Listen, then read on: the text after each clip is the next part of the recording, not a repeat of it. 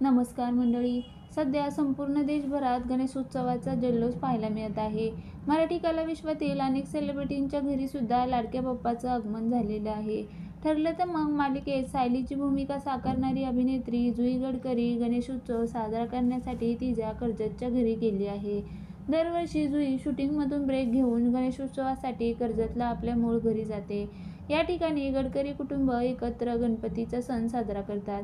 यंदा गणपतीच्या सणाला जुई पूर्णाजीच्या आठवणीत भावूक झाल्याचं पाहायला मिळते.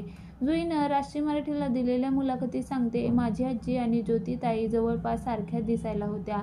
त्यामुळे मी सेटवर सतत ज्योतिताईंच्या जवळ असायचे. त्यांचा सहवास, त्यांच्याबरोबर वेळ घालवणं मला खूप आवडायचं. ती सुद्धा माझे भयंकर लाड करायची, माझी काळजी घ्यायची. तिचं असं अचानक जाणं आमच्या सर्वांसाठी तो खूप मोठा धक्का होता.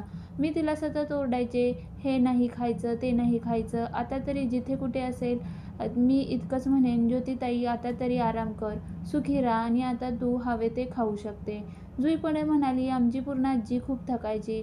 तिला सतत बरं नसायचं, पाय सुजलेले असायचे. तिने मालिकेचं सगळं शूटिंग आनंदात केलं आणि पुण्याला जायला निघाली. जाताना म्हणाली, येते 5 दिवसात परत येईन. आम्हाला कोणालाच असं वाटलं नव्हतं की आजी यावेळेस जी गेलीये ती परत कधीच येणार नाही. आमच्या सर्वांसाठी हा मोठा धक्का होता.